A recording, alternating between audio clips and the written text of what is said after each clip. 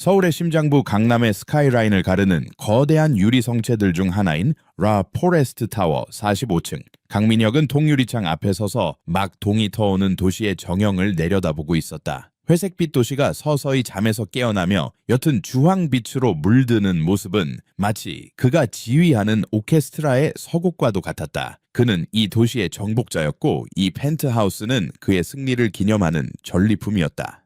그의 시선이 손목으로 향했다. 스위스 장인이 한 땀 한 땀 빚어낸 파텍 필립 시계가 은은한 빛을 발하며 정확히 오전 6시 30분을 가리키고 있었다. 모든 것이 계획대로 오차없이 움직여야 했다. 그것이 강민혁의 방식이었다. 그는 천천히 몸을 돌려 침실과 이어진 드레스룸으로 향했다. 수십 벌의 맞춤 정장이 군대의 사열처럼 정렬되어 있었고 넥타이와 커프스 버튼은 보석상 진열장처럼 가지런히 놓여 있었다.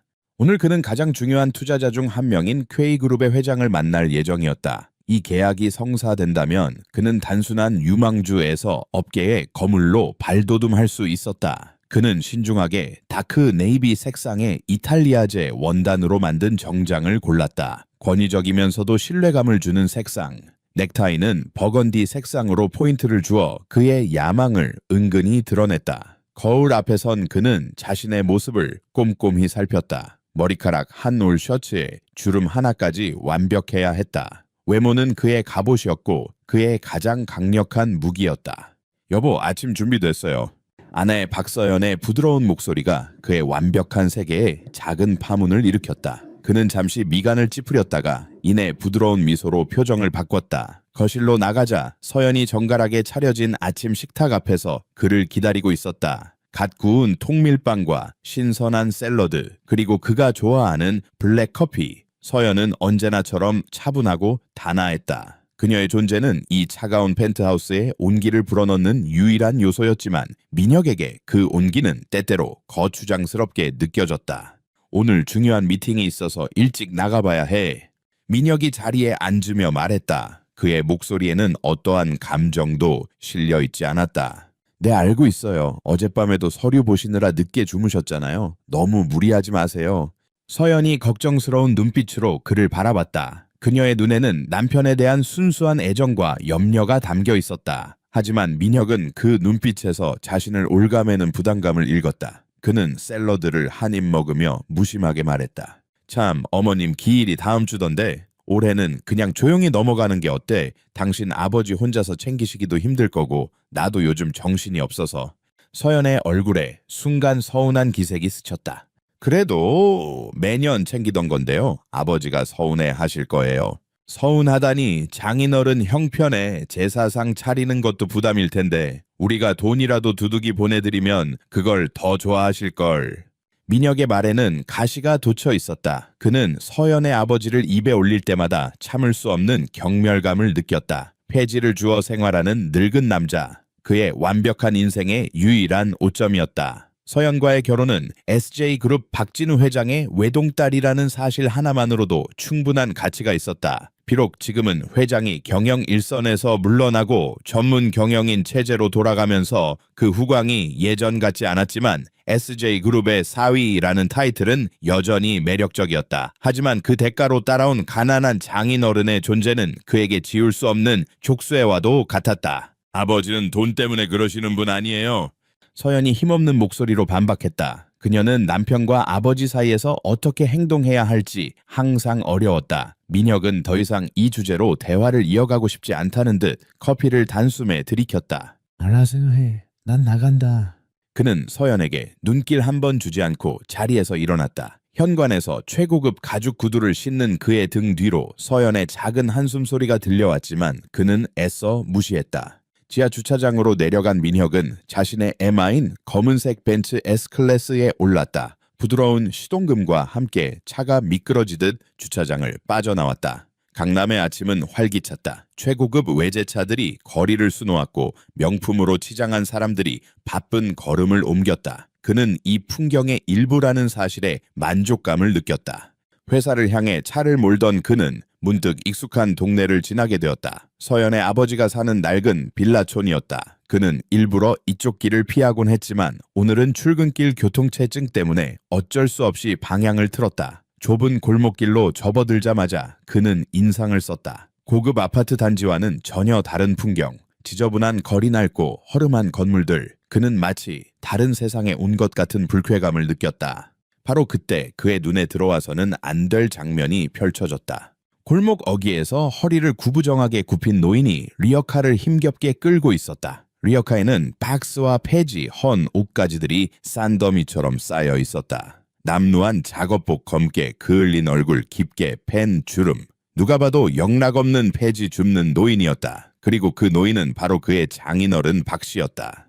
민혁은 순간 숨을 멈췄다. 심장이 차갑게 식는 것 같았다. 하필이면 이곳에서 이런 모습으로 마주치다니. 그는 본능적으로 운전대의 선바이저를 내려 얼굴을 가렸다. 행여나 장인어른과 눈이라도 마주칠까, 혹은 주변의 누군가가 자신과 저 노인의 관계를 알아챌까봐 두려웠다. 그의 이마에 식은땀이 맺혔다. 장인어른은 힘겹게 리어카를 끌며 길가에 버려진 박스를 줍고 있었다. 그의 얼굴에는 고단함이 서려 있었지만 무언가를 발견하고 허리를 펼 때의 눈빛은 의외로 형형했다. 마치 사냥감을 발견한 매의 눈빛처럼 주변의 모든 것을 꿰뚫어 보는 듯한 날카로움이 있었다. 하지만 지금 민혁의 눈에는 그저 가난하고 초라한 늙은이의 모습으로 보일 뿐이었다.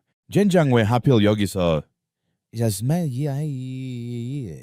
그는 속으로 욕설을 내뱉으며 가속 페달을 밟았다. 차는 노인의 곁을 쏜살같이 지나쳤다. 백미러를 통해 점점 작아지는 장인어른의 모습을 보며 그는 안도감과 함께 깊은 굴욕감을 느꼈다. 저 사람이 아내의 아버지라는 사실을 세상 사람들이 알게 된다면 그의 완벽한 이미지에 얼마나 큰 흠집이 날까. 퀘이 그룹 회장이 이 사실을 알게 된다면 생각만 해도 끔찍했다.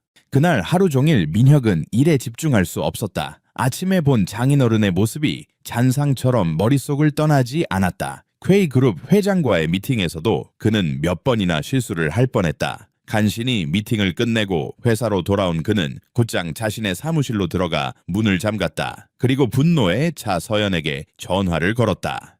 당신 지금 어디야? 다짜고짜 쏘아붙이는 그의 목소리에 서연은 당황한 듯 했다. 저 집에 있는데요. 무슨 일 있어요? 아버지 말이야, 오늘 아침에 우리 동네 근처에서 그 꼴로 돌아다니시는 거 알아. 민혁은 목소리를 낮췄지만 그 안에는 서슬 퍼런 분노가 담겨 있었다. 네, 아버지가요. 아마 일 때문에 그러셨을 거예요. 일 그게 일이야. 동네 망신시키는 게 일이냐고. 사람들이 다 쳐다보는 거 못 봤어. 강민혁 이사, 장인이 폐지 줍는 노인네라고 동네방네 소문나면 내 꼴이 뭐가 되겠어. 그는 결국 소리를 지르고 말았다. 수화기 너머로 서연의 놀란 숨소리가 들려왔다. 여보, 진정해요. 아버지는 그냥 소일거리로 하시는 거예요. 다른 사람한테 폐 끼치는 것도 아니잖아요. 폐를 안 끼쳐. 당신은 지금 그게 말이라고 해. 당신과 결혼하면서 내가 감수해야 할 몫이라고 생각했지만 이건 너무하잖아. 내 사회적 지위, 내 체면은 생각 안 해. 민혁의 이기적인 말에 서연의 목소리도 조금씩 차가워졌다. 체면이요. 아버지께서 당신 체면 때문에 평생 해오신 일을 그만두셔야 하나요? 아버지는 정직하게 땀 흘려 돈 버는 걸 부끄러워하지 않으세요. 부끄러워해야 할 사람은 아버지가 아니라 아버지를 부끄러워하는 당신이에요. 뭐 지금 나를 가르치려는 거야. 민혁은 기가 막혔다. 언제나 순종적이던 서연의 방역은 예상 밖이었다. 분노가 머리끝까지 치밀었다. 오늘 저녁에 집에 가서 얘기해. 당신 아버지 문제 오늘 확실하게 정리해야겠어. 다시는 내 눈앞에 그런 모습으로 나타나지 못하게 해. 알았어.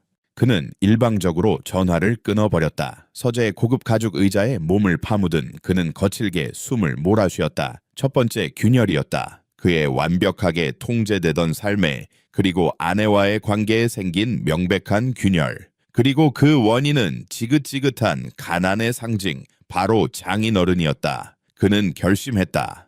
어떻게든 그 노인을 자신의 인생에서 지워버려야겠다고. 보이지 않는 곳으로, 아주 먼 곳으로 치워버려야겠다고 말이다.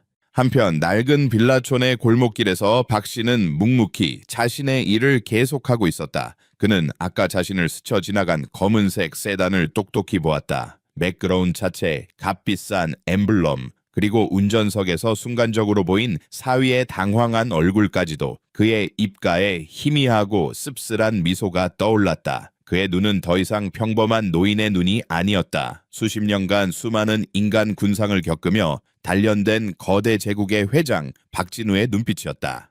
그는 오늘의 일이 딸과 사위에게 어떤 파장을 불러일으킬지 정확히 알고 있었다. 이것은 그가 던진 작은 돌멩이였다. 잔잔한 수면에 어떤 파문이 일어나는지 그 안에 숨겨진 진실이 무엇인지 확인하기 위한 시험의 시작이었다. 강민혁의 펜트하우스는 서울의 밤을 배경으로 한 하나의 거대한 무대였다. 통유리창 너머로 펼쳐진 도시의 야경은 수천 개의 다이아몬드를 쏟아부은 듯 화려하게 빛났고, 실내에는 유명 셰프가 출장 서비스로 준비한 고급 요리의 풍미와 값비싼 와인 향이 은은하게 감돌았다. 재즈 트리오가 연주하는 감미로운 선율은 성공한 사람들의 여유로운 담소를 위한 배경음악이 되어주었다. 모든 것이 강민혁의 통제하에 완벽하게 조율되고 있었다. 오늘 밤의 주인공은 단연 강민혁 자신이었다. 그는 흠잡을 데 없는 태도로 손님들 사이를 오가며 능숙하게 대화를 이끌었다. 그의 아내 박서연 또한 우아한 드레스 차림으로 완벽한 안주인의 역할을 해내고 있었다. 그녀는 부드러운 미소로 손님들을 맞이했지만 그 미소 뒤에는 아침에 있었던 남편과의 다툼으로 인한 불안감이 그림자처럼 드리워져 있었다. 그녀는 민혁의 기분을 거스르지 않기 위해, 그리고 이 중요한 파티를 망치지 않기 위해 필사적으로 노력했다. 이 파티의 가장 중요한 손님은 태양캐피탈의 최 회장이었다. 그는 금융계의 거물로 그의 투자 결정 하나에 수많은 기업의 운명이 좌우되었다. 희끗희끗한 머리에 날카로운 눈매를 가진 그는 겉으로는 인자한 미소를 띠고 있었지만 그 눈빛은 상대방의 속을 꿰뚫어 보는 듯한 예리함을 담고 있었다. 민혁은 최 회장에게 온갖 정성을 쏟았다. 회장님, 이쪽에서 보는 야경이 정말 일품입니다. 제가 이 집을 선택한 이유이기도 합니다. 항상 최고를 지향해야 한다는 저의 신념과도 같다고 할 수 있죠. 민혁이 한 손에 와인잔을 든 채 자신감 넘치는 목소리로 말했다. 최 회장은 고개를 끄덕이며 야경을 감상했다. 강 이사 젊은 나이에 대단한 성공이야. 자네 같은 인재를 보면 이 나라의 미래가 밝다는 생각이 들어. 과찬의 말씀이십니다, 회장님. 다 회장님 같은 선배님들께서 길을 잘 닦아주신 덕분입니다. 저는 그저 그 길을 열심히 따라가고 있을 뿐입니다. 민혁은 겸손을 가장한 교활한 화법으로 최 회장의 비위를 맞췄다. 그는 자신의 투자 제안서를 은근히 어필하며 분위기를 고조시켰다. 모든 것이 그의 시나리오대로 흘러가고 있었다. 최 회장도 그의 당당하고 세련된 태도에 꽤 만족하는 듯 보였다. 민혁은 속으로 쾌재를 불렀다. 이 파티가 끝나면 그는 원하는 것을 얻게 될 터였다. 그는 잠시 하객들 앞에 나서서 짧은 연설을 시작했다. 귀한 시간을 내어주신 여러분께 진심으로 감사드립니다. 저는 성공에 있어 가장 중요한 것은 진실성과 가족의 지지라고 믿습니다. 저의 아내 그리고 저를 묵묵히 응원해주시는 가족들이 없었다면 오늘의 저도 없었을 겁니다. 이 자리를 빌려 사랑하는 아내와 장인어른께 감사의 말씀을 전합니다. 그가 장인어른이라는 단어를 입에 올릴 때 서연은 자신도 모르게 몸을 움찔했다. 위선적인 그의 말에 속이 메스꺼웠지만 애써 미소를 지으며 박수를 쳤다. 하객들 사이에서도 감탄사가 터져 나왔다. 젊고 유능하며 가정까지 화목한 남자. 강민혁은 완벽한 남자의 이미지를 성공적으로 연출해냈다. 바로 그 순간이었다. 현관의 벨이 울렸다. 파티의 흐름에 방해가 되는 소음이었다. 고용된 집사가 현관으로 향했고 잠시 후 문 앞에서 작은 소란이 일었다. 민혁은 미간을 찌푸렸다. 이 완벽한 밤에 감히 누가 회방을 놓는단 말인가. 그는 손님들에게 잠시 양해를 구하고 신경질적으로 현관으로 향했다. 그리고 그는 자신의 눈을 의심했다.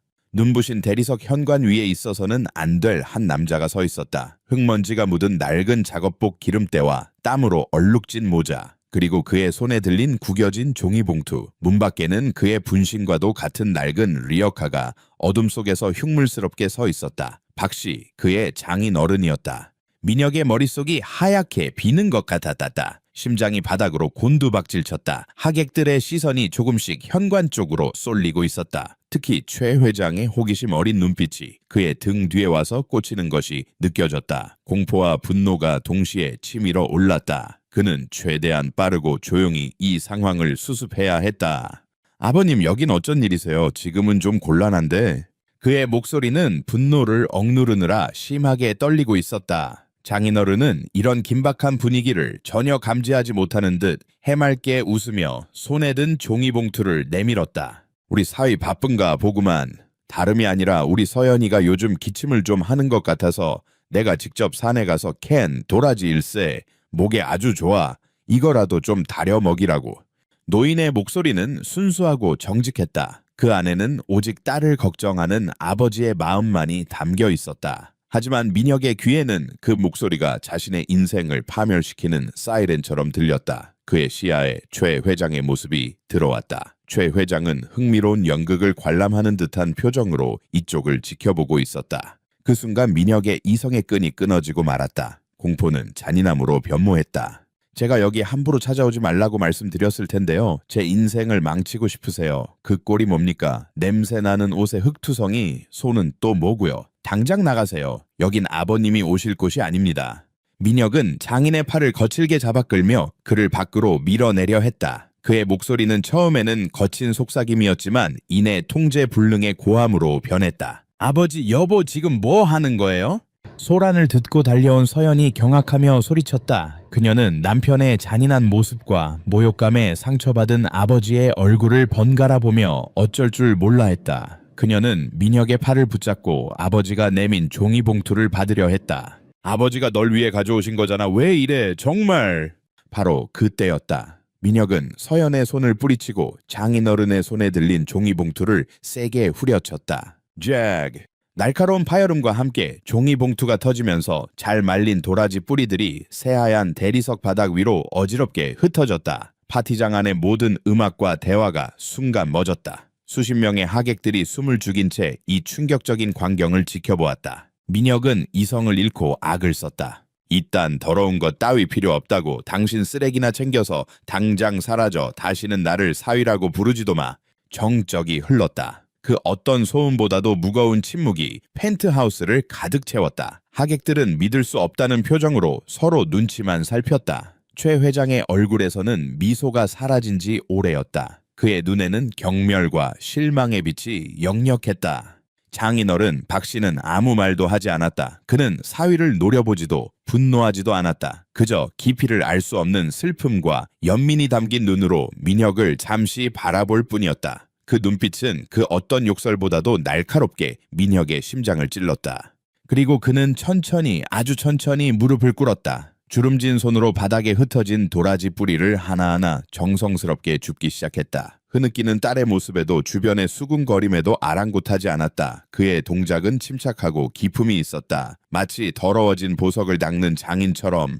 마지막 한 조각까지 모두 주워 담은 그는 조용히 자리에서 일어났다. 그리고 울고 있는 딸에게는 눈길 한 번 주지 않고 마지막으로 강민혁의 얼굴을 길게, 아주 길게 응시했다. 그 시선에는 모든 평가와 판단이 담겨 있었다. 그는 몸을 돌려 문 밖으로 나갔다. 잠시 후 어둠 속에서 리어카의 삐걱거리는 소리가 들려왔고 이내 멀어져 갔다. 파티는 끝났다. 완벽하게 연출되었던 민혁의 무대는 처참하게 막을 내렸다. 그는 당황하며 오해가 있었습니다. 정신이 온전치 못한 먼 친척이라 라고 변명하려 했지만 아무도 그의 말을 믿지 않았다. 싸늘하게 식은 분위기 속에서 손님들은 하나둘씩 자리를 떴다. 최 회장은 민혁에게 아무 말도 없이 가벼운 목례만 하고는 가장 먼저 자리를 떴다. 그의 떠나는 뒷모습은 민혁의 투자 제안서에 대한 사망 선고나 다름없었다. 어느새 펜트하우스에는 서연의 흐느낌만이 공허하게 울려 퍼졌다. 화려했던 음식들은 아무도 손대지 않은 채 차갑게 식어갔다. 강민혁은 자신이 만들어낸 이 참혹한 폐허의 한가운데에 홀로 서 있었다. 그의 얼굴은 분노와 수치심 그리고 자기 혐오로 일그러져 있었다. 그는 장인어른에게 모욕을 준 것이 아니었다. 그가 그토록 감탄시키고 싶었던 사람들 앞에서 자기 자신의 추악한 영혼을 발가벗겨 전시한 것이었다. 시험은 끝났다. 그리고 그는 너무나도 완벽하게 처참하게 실패했다. 그랜드 펜트하우스의 처참한 파티가 끝난 지 사흘째 되던 날 아침, 강남의 번화가에서 조금 벗어난 그러나 서울의 경제를 움직이는 심장부라 불리는 여의도, 그곳에 우뚝 솟은 SJ그룹 본사 빌딩의 최상층은 바깥 세상의 소음이 전혀 닿지 않는 고요한 성격이었다.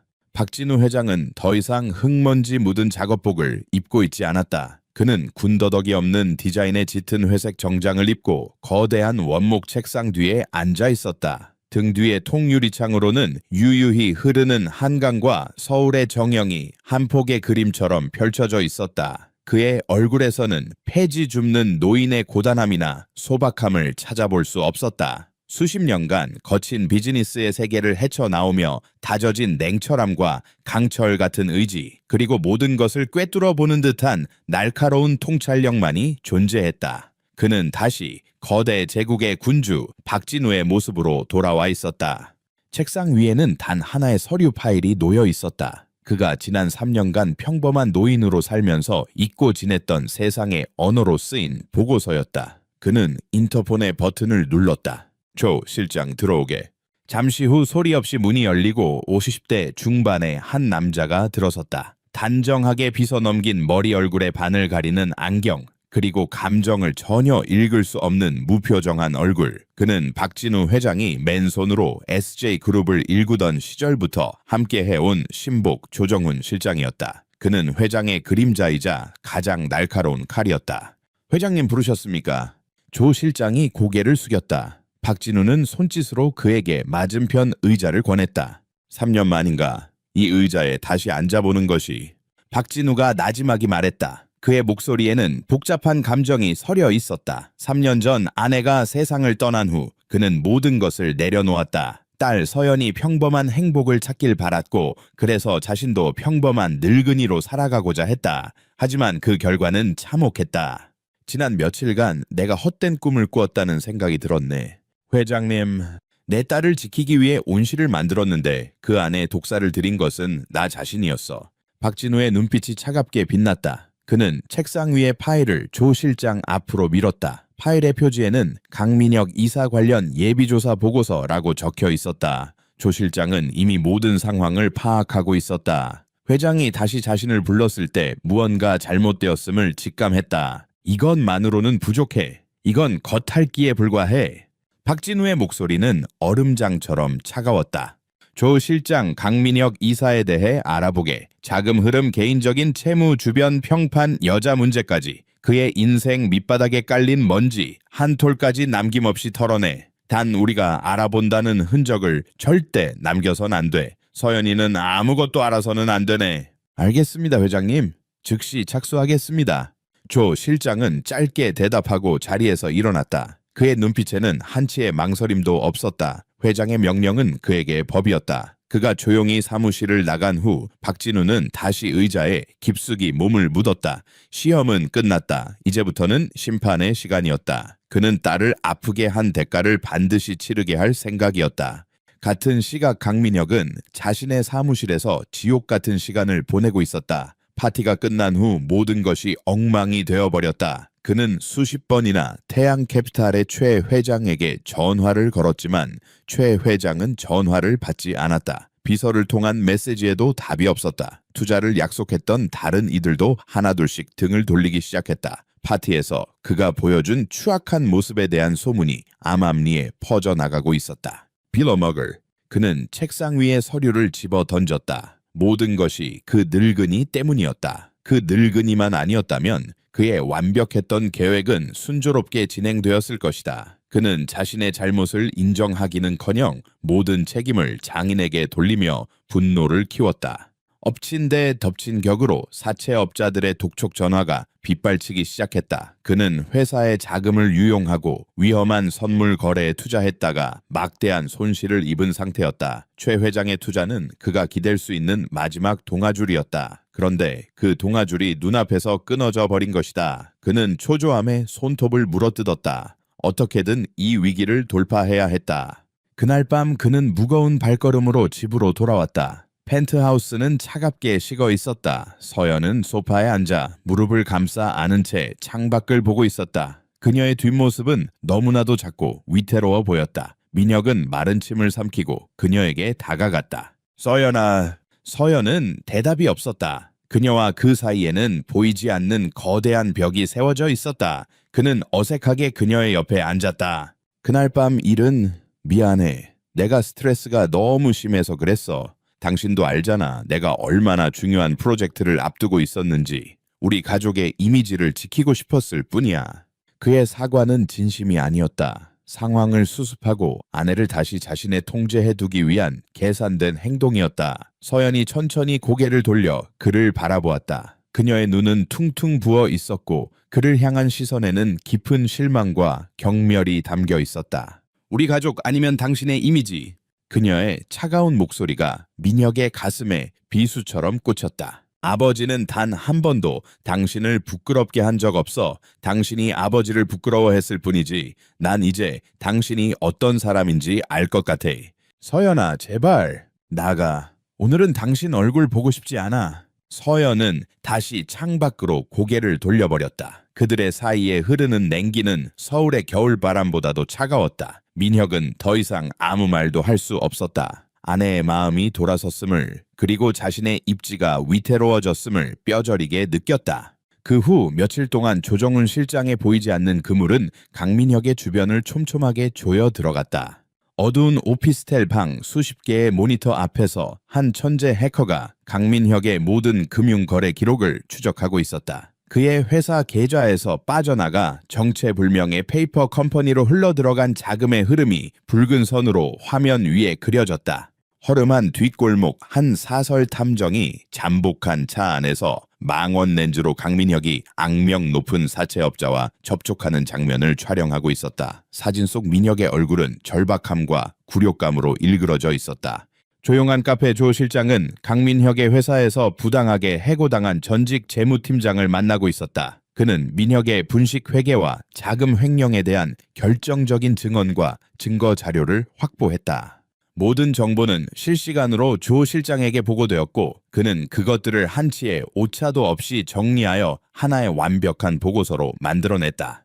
일주일 후 조 실장은 다시 박진우 회장의 사무실에 섰다. 그는 아무 말 없이 보고서를 회장의 책상 위에 올려놓았다. 박진우는 천천히 보고서를 읽어 내려갔다. 그의 표정은 돌처럼 굳어 있었다. 보고서의 내용은 충격적이었다. 강민혁의 회사는 속빈 강정이었다. 수년간의 분식 회계로 부풀려진 허상이었고 이미 파산 직전의 상태였다. 그는 은행권 대출은 물론 제2금융권 그리고 악질 사채에까지 손을 댄 상태였다. 개인적인 빚만 해도 수십억 원에 달했다. 그러나 박진우를 가장 분노하게 만든 것은 마지막 페이지에 적힌 내용이었다. 강민혁은 사채를 빌리면서 SJ그룹 박진우 회장의 사위라는 자신의 신분을 이용했다. 심지어 서연의 이름으로 위조된 보증 서류까지 만들어 제출했던 것이다. 그는 박진우 가문의 명예와 딸의 이름을 팔아 자신의 탐욕을 채우고 있었다. 서연이 이름을 팔아서 박진우가 나지막이 읊조렸다. 그의 목소리는 조용했지만 그 안에는 모든 것을 불태워 버릴 듯한 분노가 들끓고 있었다. 그가 꽉 쥔 주먹으로 책상을 내리쳤다. 육중한 원목 책상이 미세하게 떨렸다. 실망감은 이제 자비 없는 분노로 변해 있었다. 저 남자는 단순히 자신을 모욕한 것이 아니었다. 자신의 목숨보다 소중한 딸을 위험에 빠뜨리고 평생을 바쳐 이룩한 가문의 명예에 똥칠을 한 것이다. 조정훈 실장은 말없이 회장의 다음 명령을 기다렸다. 그는 이미 회장이 무엇을 원하는지 알고 있었다. 한참의 침묵 끝에 박진우가 입을 열었다. 그의 눈빛은 사냥을 앞둔 맹수처럼 차갑고 냉혹했다. 덫을 놓아야겠네. 스스로 걸어 들어올 수밖에 없는 아주 달콤한 덫을. 강민혁의 세계가 서서히 그러나 확실하게 무너져 내리는 동안 박서연은 남편이라는 낯선 타인과 한 공간에 갇혀 있는 듯한 고립감을 느꼈다. 그날 밤의 사건 이후 그들의 집은 더 이상 안식처가 아니었다. 화려하지만 온기 없는 펜트하우스는 거대한 감옥처럼 느껴졌고 부부 사이에는 얼음장 같은 침묵만이 흘렀다. 민혁은 이전보다 더 늦게 귀가했고 새벽녘에 술에 취해 들어오는 날이 잦아졌다. 그는 서연의 눈을 피했고 꼭 필요한 말이 아니면 입을 열지 않았다. 서연이 무언가 물으려 하면 그는 신경질적인 반응을 보이거나 서재로 들어가 문을 잠가버렸다. 한때 다정하고 자신감 넘치던 남편의 모습은 온데간데 없고 초조함과 불안에 휩싸인 낯선 남자만이 남아있었다. 서연은 남편의 변화가 단순히 그날 밤의 충격 때문이 아니라는 것을 직감했다. 그녀의 마음속에는 작은 의심의 씨앗이 싹트기 시작했다. 그 씨앗은 남편의 수상한 행동이라는 물을 마시며 무섭게 자라났다. 어느 날 밤 민혁은 서재에서 누군가와 통화를 하고 있었다. 문틈으로 새어나오는 그의 목소리는 평소와 달리 다급하고 비굴했다. 예, 사장님. 물론입니다. 어떻게든 이번 주 안으로는 제발 며칠만 더 시간을 주십시오. 제가 누굽니까? SJ그룹의 사위입니다. 제가 설마 약속을 어기겠습니까?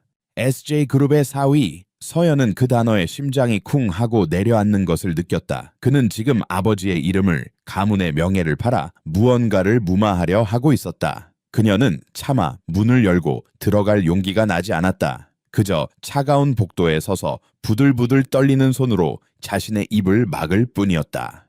며칠 후 서연은 서재를 정리하다가 우연히 민혁이 숨겨둔 서류 뭉치를 발견했다. 두꺼운 법률 서적 뒤에 교묘하게 감춰진 노란색 대봉투. 호기심보다는 불안감에 이끌려 봉투를 열어본 그녀의 손이 가늘게 떨리기 시작했다. 그 안에는 그녀가 알지 못하는 세계가 펼쳐져 있었다. 채무 불이행에 따른 최종 경고장, 자산 압류 예정 통보서와 같은 끔찍한 단어들이 인쇄된 우편물들이었다. 수신인은 모두 강민혁이었고 발신인은 처음 들어보는 대부업체와 저축은행들이었다. 금액은 그녀가 상상할 수 있는 범위를 훌쩍 뛰어넘는 액수였다. 그녀의 눈에 눈물이 차올랐다. 남편의 성공은 모두 거짓이었단 말인가? 그가 자랑하던 부와 명예는 모두 빚으로 쌓아 올린 모래성이었단 말인가? 그녀는 서류 뭉치를 들고 밤늦게 귀가한 민혁을 기다렸다. 민혁은 술 냄새를 풍기며 비틀거리며 들어왔다. 그의 얼굴에는 피로와 절망이 뒤섞여 있었다. 이게 다 뭐예요? 서연이 떨리는 목소리로 서류를 내밀었다. 민혁의 눈이 커졌다. 그는 술이 확 깨는 듯한 표정으로 서류를 와락 빼앗아 들었다. 당신 내 서재를 뒤졌어. 그의 목소리에는 미안함 대신 분노가 담겨 있었다. 대답해요. 이 빚들 다 뭐냐고요. 당신 회사 어렵다는 말은 했지만 이 정도일 줄은 몰랐어요. 서연의 목소리가 점점 커졌다. 배신감의 눈물이 뺨을 타고 흘러내렸다. 민혁은 그제야 상황의 심각성을 깨달았는지 갑자기 태도를 바꾸었다. 그는 서연의 어깨를 감싸 안으며 애처로운 표정을 지었다. 서연아, 미안해. 당신 걱정시킬까봐 말을 못했어. 요즘 시장 상황이 너무 안 좋아서 일시적으로 자금 흐름이 막힌 것뿐이야. 금방 해결될 문제야. 정말이야. 그는 능숙한 거짓말쟁이였다. 그의 눈빛은 너무나도 진실해 보였고 목소리는 애처로워 서연의 마음을 흔들었다. 하지만 이 사채는 뭐예요? 어떻게 이런 위험한 곳에서 돈을 빌릴 수가 있어요? 어쩔 수 없었어. 당장 급한 불은 꺼야 하니까. 하지만 나한테 다 계획이 있어. 곧 엄청난 투자건이 성사될 거야. 그것만 성공하면 이 모든 빚을 청산하고도 남아. 우린 지금보다 훨씬 더 높은 곳으로 올라갈 수 있다고. 민혁은 마치 꿈을 파는 사기꾼처럼 달콤한 말들을 쏟아냈다. 그는 서연의 손을 잡고 눈을 맞추며 말했다. 날 믿어줘. 응, 내가 당신을 실망시킨 적 없잖아. 내가 누구야? 당신 남편 강민혁이잖아. 내가 다 해결할게. 그러니 당신은 아무 걱정 말고 나만 믿으면 돼. 서연은 혼란스러웠다. 눈앞의 증거들은 남편이 사기꾼이라고 소리치고 있었지만 지난 몇 년간 그녀가 사랑하고 믿어왔던 남편의 모습이 그의 말을 믿으라고 속삭였다. 그녀는 진실과 거짓 사이에서 길을 잃었다. 결국 그녀는 더 이상 아무것도 묻지 못하고 눈물을 삼켰다. 민혁은 아내를 성공적으로 회유했다고 생각하며 안도의 한숨을 내쉬었다. 하지만 서연의 마음속에 자리 잡은 의심은 사라지지 않았다. 그녀는 밤마다 잠을 설쳤고 남편의 작은 행동 하나하나에 신경을 곤두세웠다. 그러던 어느 날 오후 그녀는 아버지에게 전화를 걸었다. 그날 밤 이후로 한 번도 제대로 된 대화를 나누지 못했다. 아버지, 저 서연이에요. 오냐, 내 딸. 밥은 잘 챙겨 먹고 다니는 개냐? 수화기 너머로 들려오는 아버지의 목소리는 평소와 다름없이 따뜻했다. 하지만 서연은 그 목소리 끝에 숨겨진 슬픔을 느낄 수 있었다. 죄송해요, 아버지. 그날 밤 제가 남편 대신 사과드릴게요. 네가 사과할 일이 무엇이 있느냐. 다 내가 부족한 탓인 것을. 그 사람 강서방은 요즘 잘 지내고. 아버지는 원망 한마디 없이 오히려 사위의 안부를 물었다. 서연은 목이 메어왔다. 그녀는 아버지에게 남편의 빚 문제에 대해 털어놓고 싶었지만 차마 입이 떨어지지 않았다. 아버지에게까지 걱정을 안겨드리고 싶지 않았다. 그리고 한편으로는 남편의 마지막 자존심을 지켜주고 싶은 마음도 있었다. 네, 잘 지내요. 회사 일이 바빠서 조금 예민해져서 그랬을 거예요. 그녀는 또다시 거짓말을 했다. 사랑하는 두 남자 사이에서 그녀는 계속해서 진실을 외면하고 있었다. 전화를 끊은 후 서연은 깊은 자괴감에 빠졌다. 그녀는 창밖을 바라보며 생각에 잠겼다. 과연 자신이 믿어야 할 것은 무엇일까? 남편의 달콤한 약속일까? 아니면 차가운 현실을 보여주는 경고장일까? 그녀는 아버지의 정직한 땀방울과 남편의 화려한 거짓말 사이에서 위태로운 줄타기를 하고 있었다. 그녀는 아직 알지 못했다. 그녀가 흘리는 이 조용한 눈물과 남편을 향한 마지막 연민이 그를 더 깊은 나락으로 떨어뜨리는 마지막 동아줄이 될 것이라는 사실을, 그리고 그녀의 아버지 박진우 회장이 이 모든 것을 지켜보며 딸의 눈에서 더 이상 눈물이 흐르지 않게 할 거대한 계획을 짜고 있다는 사실을 말이다. 박진우 회장의 집무실은 거대한 전쟁 상황실과도 같았다. 중앙의 거대한 스크린에는 복잡한 다이어그램과 데이터가 조용히 빛나고 있었다. 그것은 강민혁이라는 사냥감을 올가맬 거대한 덫의 설계도였다. 박진우와 조정훈 실장은 말없이 스크린을 응시하고 있었다. 그들의 침묵은 수만 마디의 말보다도 더 무겁고 날카로웠다. 설계도의 중심에는 황금 오아시스 개발이라는 이름의 유령 회사가 있었다. 동남아시아의 신재생 에너지 개발 사업이라는 거창한 타이틀을 내건 이 회사는 박진우의 막대한 자본과 조 실장의 치밀한 기획력으로 탄생한 허상이었다. 관련 서류 시장 분석, 데이터 현지 정부와의 가짜 협약서까지 모든 것이 실제보다 더 실제처럼 완벽하게 꾸며져 있었다. 조 실장, 박진우가 정적을 깨고 입을 열었다. 이 프로젝트는 완벽하게 보여야 하네. 하지만 너무 완벽하면 의심을 사기 마련이지. 네, 회장님. 그래서 몇 군데 의도적인 허점을 만들어 두었습니다. 조 실장이 다이어그램의 한 부분을 가리켰다. 재무보고서상의 사소한 계산 착오, 허가 서류의 날짜 불일치 같은 것들입니다. 강민혁 정도의 인간이라면 스스로의 힘으로 이 정도는 찾아낼 수 있을 겁니다. 박진우의 입가에 차가운 미소가 어렸다. 그는 사위의 심리를 정확하게 꿰뚫고 있었다. 스스로 똑똑하다고 믿는 자일수록 자신이 직접 찾아낸 작은 흠집을 보고 더 큰 그림을 맹신하는 법이지. 그 흠집을 발견하는 순간 그는 이 프로젝트가 진짜라고 확신하게 될 걸세. 자신이 남들보다 우위에 있다고 착각하면서 말이야. 미끼를 던질 사람은 섭외해 두었습니다. 업계에서 신망이 두텁지만 이번 프로젝트의 실체에 대해서는 전혀 알지 못하는 투자 중개인입니다. 그가 강민혁에게 이 황금 같은 기회를 전달할 겁니다. 잘했네. 이제 기다리는 일만 남았군. 굶주린 짐승이 덫에 놓인 먹이를 발견할 때까지.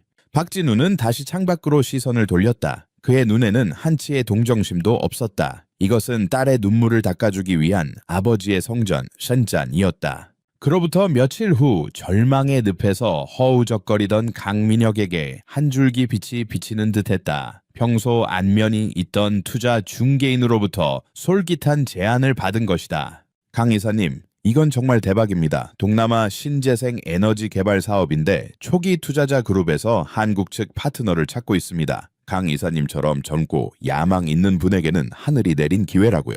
중개인은 흥분된 목소리로 황금 오아시스 프로젝트에 대해 설명했다. 처음에는 민혁도 반신반의했다. 최근 연이은 실패로 그는 극도로 예민하고 의심이 많아진 상태였다. 그는 중개인으로부터 관련 자료를 모두 넘겨받아 며칠 밤낮으로 분석에 매달렸다. 자료는 완벽에 가까웠다. 시장 전망은 경이로웠고 예상 수익률은 천문학적이었다. 하지만 그의 날카로운 눈에 몇 가지 사소한 허점들이 포착되었다. 재무 보고서의 숫자 일부가 맞지 않았고 현지 정부의 허가일이 사업 계획서와 미세하게 달랐다.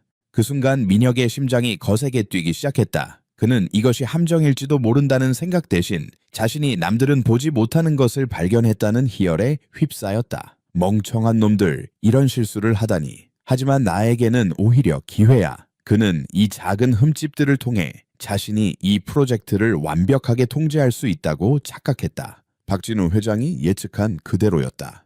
민혁은 모든 것을 걸기로 결심했다. 이것은 단순한 재기의 기회가 아니었다. 자신을 무시했던 최 회장에게 그리고 자신을 실망한 눈으로 바라보던 아내 서연에게 자신의 능력을 증명해 보일 절호의 찬스였다. 그는 즉시 황금 오아시스 측에 참여 의사를 전달했다.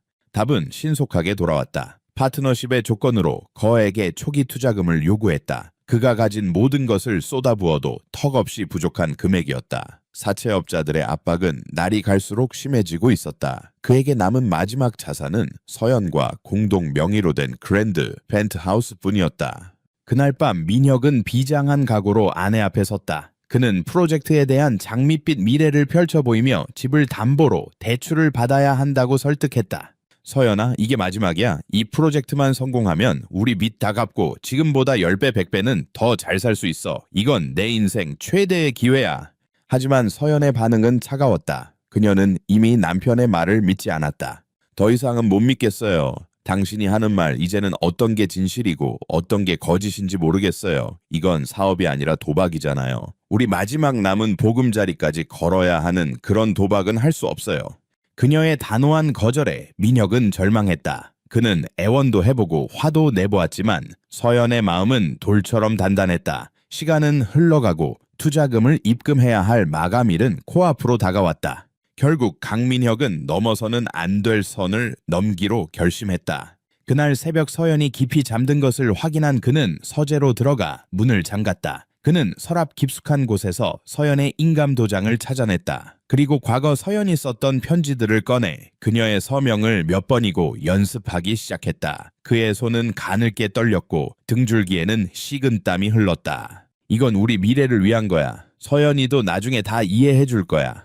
그는 스스로를 합리화하며 주택담보대출 서류 위아래의 서명란에 연습한 필체를 조심스럽게 그려 넣었다. 그리고 그 옆에 서연의 인감 도장을 힘주어 찍었다. 붉은 인주가 새하얀 종이 위에 찍히는 순간 그는 돌이킬 수 없는 강을 건넜다. 그것은 아내의 신뢰와 사랑에 대한 명백한 배신 행위였다. 다음 날 그는 위조된 서류를 이용해 은행에서 거액의 대출을 받는 데 성공했다. 그는 한치의 망설임도 없이 대출받은 전액을 황금 오아시스 개발의 계좌로 송금했다. 통장의 장호는 바닥을 드러냈지만 그의 마음은 오히려 희열과 안도감으로 가득 찼다. 그는 오직 자신의 힘으로 이 모든 위기를 극복하고 인생 역전의 발판을 마련했다고 굳게 믿었다. 같은 시각 SJ그룹 본사 최상층. 조정훈 실장이 박진우 회장에게 다가와 조용히 보고했다. 회장님, 방금 입금 확인됐습니다. 박진우는 창밖의 도시를 내려다보고 있었다. 그의 얼굴은 어떤 감정도 읽을 수 없는 가면처럼 차가웠지만 그의 눈빛은 결전의 순간을 맞이한 장수처럼 비장하게 빛나고 있었다. 그는 나지막이 그러나 강철 같은 목소리로 명령했다. 그물을 걷어 올리게. 강민혁의 회사 넥스트코어의 임시 주주총회가 열리는 특급 호텔의 컨퍼런스 홀. 공기 중에는 기대와 불안이 위태롭게 뒤섞여 있었다. 최근 회사를 둘러싼 흉흉한 소문들로 인해 주주들의 얼굴에는 수심이 가득했다. 하지만 단상 위에 선 강민혁의 얼굴은 자신감과 희열로 빛나고 있었다. 그는 오늘 이 자리에서 모든 의심을 잠재우고 자신의 화려한 부활을 선포할 참이었다. 가장 앞줄 박서연은 불안한 표정으로 꼿꼿이 앉아 있었다. 민혁은 자신의 위대한 승리를 아내의 눈으로 직접 확인시켜주고 싶다며 그녀를 이 자리에 오도록 강요했다. 그녀는 남편의 광기 어린 자신감에 불안감을 느끼면서도 한편으로는 그의 말이 사실이기를 바라는 마지막 희망을 품고 있었다. 존경하는 주주 여러분, 민혁의 카리스마 넘치는 목소리가 장내에 울려 퍼졌다. 그는 능숙한 연기자처럼 무대를 장악했다. 최근 우리 회사를 둘러싼 근거 없는 소문들로 인해 심려가 크셨으리라 생각합니다. 하지만 저는 오늘 이 자리에서 분명히 말씀드립니다. 여러분, 위기는 곧 기회입니다. 저는 이 위기를 발판 삼아 우리 회사를 한 단계, 아니 10단계 이상 도약시킬 거대한 기회를 잡았습니다. 그의 열변에 술렁이던 장내가 조금씩 조용해졌다. 민혁은 회심의 미소를 지으며 등 뒤에 대형 스크린을 가리켰다. 스크린에는 황금 오아시스 개발의 화려한 로고가 떠올랐다. 그는 조작된 데이터와 부풀려진 예상 수익률을 보여주며 자신이 어떻게 이 세기의 프로젝트를 따냈는지에 대해 열정적으로 설명했다. 그는 회사를 구원할 비전 있는 구세주였다. 의심의 눈초리로 그를 보던 주주들도 점차 그의 현란한 언변에 빠져들기 시작했다. 그가 연설의 절정에서 자신에 대한 재신임을 묻기 위해 목소리를 높이려던 바로 그 순간이었다. 화려한 프로젝트 로고가 떠있던 스크린이 갑자기 지지직거리며 깜박였다. 민혁은 잠시 말을 멈추고 인상을 썼다. 사소한 기술적 결함이라 생각했다. 하지만 스크린은 이내 암전되었다가 전혀 다른 화면을 띄웠다. 정적이 흘렀다. 스크린에 처음 나타난 것은 넥스트 코어의 진짜 재무제표였다. 모든 분식 회계가 걷어지고 적나라한 진실이 드러났다. 온통 붉은색으로 뒤덮인 손실액과 감당할 수 없는 수준의 부채 총액이 화면을 가득 채웠다. 장내 곳곳에서 경악의 탄성이 터져 나왔다. 화면이 바뀌었다. 이번에는 민혁이 악명 높은 사채업자들과 맺은 대출 계약서들이었다. 그의 인감 도장이 선명하게 찍혀 있었다. 연이어 그가 사채업자들을 만나 고개를 숙이는 모습이 담긴 감시 카메라 사진들이 나타났다. 저게 대체 뭐야? 주주 한 명이 소리치며 자리에서 벌떡 일어났다. 민혁은 새하얗게 질린 얼굴로 스크린을 바라보았다. 아니야, 이건 조작이야. 누가 감히 이딴 짓을. 그는 미친 사람처럼 소리쳤지만 그의 목소리는 아무에게도 닿지 않았다. 그리고 다음 순간 화면에 나타난 것은 서연이 가장 두려워하던 진실이었다. 그들의 펜트하우스를 담보로 한 대출 계약서, 그리고 안에의 서명란에 적힌 그녀의 것이 아닌 필체와 선명하게 찍힌 그녀의 인감 도장. 서연은 숨을 멈췄다. 온몸에 피가 차갑게 식는 것 같았다. 거대한 배신감에 눈앞이 아찔했다. 그녀가 마지막까지 지켜주려 했던 믿음이 산산조각 나는 순간이었다. 마지막 화면은 그 모든 대출금이 황금 오아시스 개발이라는 조세 피난처의 유령 회사 계좌로 송금된 내역, 그리고 그 계좌가 이미 동결되었다는 공식 문건이었다. 컨퍼런스 홀은 순식간에 아수라장으로 변했다. 주주들은 자리에서 일어나 고함을 치며 단상으로 몰려들었다. 사기꾼 내 돈 물어내 욕설과 비명이 뒤섞였다. 민혁은 스크린과 몰려드는 주주들을 번갈아 보며 뒷걸음질 쳤다. 그의 완벽했던 가면은 깨져버렸고 겁에 질린 초라한 본 모습만이 남아있었다. 바로 그때였다. 혼란의 절정에서 컨퍼런스 홀의 육중한 정문이 양쪽으로 활짝 열렸다. 소란스럽던 모든 소음이 거짓말처럼 멎고 모든 시선이 문 쪽으로 향했다. 한 남자가 걸어 들어오고 있었다. 그는 값비싼 맞춤 정장을 입고 있었지만 그를 빛나게 하는 것은 옷이 아니었다. 수많은 역경을 헤쳐나온 자만이 가질 수 있는 압도적인 존재감, 감히 누구도 거역할 수 없는 권위가 그의 온몸에서 뿜어져 나왔다. 그의 양옆으로는 검은 정장을 입은 남자들이 그를 호위했고 바로 곁에는 언제나처럼 무표정한 얼굴의 조정훈 실장이 서 있었다. 장내는 물을 끼얹은 듯 조용해졌다. 나이가 지긋한 주주 중 한 명이 남자를 알아보고 더듬거리며 중얼거렸다. 저분은 SJ그룹의 박진우 회장님 아니신가? 박진우 회장. 그 이름이 마법의 주문처럼 장내에 퍼져나갔다. 웅성거림이 파도처럼 번졌다. 단상 아래에서 고립되었던 강민혁은 그 남자를 보고는 귀신이라도 본 듯한 표정을 지었다. 그는 떨리는 손으로 남자를 가리켰다. 장인어른, 아니 폐지를 줍던 그 노인네가 왜? 그는 두 개의 이미지를 하나로 합치지 못했다. 남루한 옷차림의 초라한 노인과 눈앞에 거대한 거인의 모습을, 그의 이성이 산산이 부서져 내리고 있었다. 서연 또한 자리에서 일어난 채 자신의 아버지를 바라보았다. 그녀가 늘 걱정하고 안쓰러워했던 아버지, 남편에게 온갖 수모를 당하면서도 묵묵히 폐지를 줍던 아버지, 그 아버지가 지금 전설로만 들었던 거대 기업의 총수 박진우의 모습으로 서 있었다. 뜨거운 눈물이 그녀의 뺨을 타고 하염없이 흘러내렸다. 충격, 안도, 그리고 모든 것을 깨닫게 된 슬픔이 뒤섞인 눈물이었다.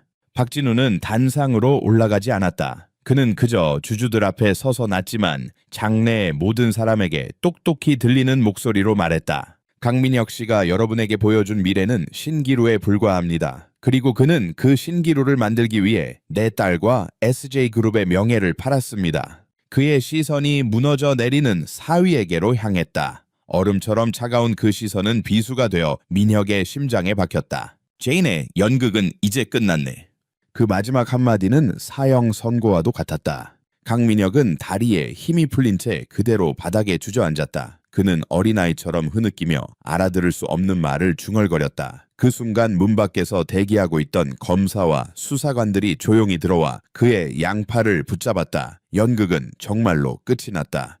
서연은 무너지는 남편의 모습과 그런 그를 냉정하게 내려다보는 아버지의 모습을 번갈아 보았다. 그녀는 오늘 처음으로 자신의 아버지를 그저 아빠가 아닌 자신을 지키기 위해 거대한 폭풍을 일으킨 거인으로 마주하고 있었다. 폭풍이 휩쓸고 지나간 자리에는 고요한 폐허와 함께 새로운 시작을 위한 여백이 남는 법이다. 강민혁의 화려한 왕국이 무너져 내린 지 6개월이라는 시간이 흘렀다. 서울의 하늘은 여전히 높고 푸르렀지만 그 아래를 살아가는 인물들의 운명은 완전히 뒤바뀌어 있었다. 박서연은 변호사 사무실의 조용한 회의실에 앉아 있었다. 그녀의 앞에는 마지막 이혼 서류가 놓여 있었다. 그녀는 잠시 눈을 감았다. 지난 몇 년간의 시간이 주마등처럼 스쳐 지나갔다. 화려한 펜트하우스에서의 첫날, 남편의 성공을 기원하며 넥타이를 매주던 아침, 그리고 대리석 바닥에 흩어지던 마른 도라지 뿌리들. 그녀는 조용히 펜을 들어 서류의 마지막 칸에 자신의 이름을 적었다. 후회나 미련은 없었다. 깊은 슬픔이 있었지만 그 슬픔은 썩은 상처를 도려낸 후에 시원한 아픔과도 같았다.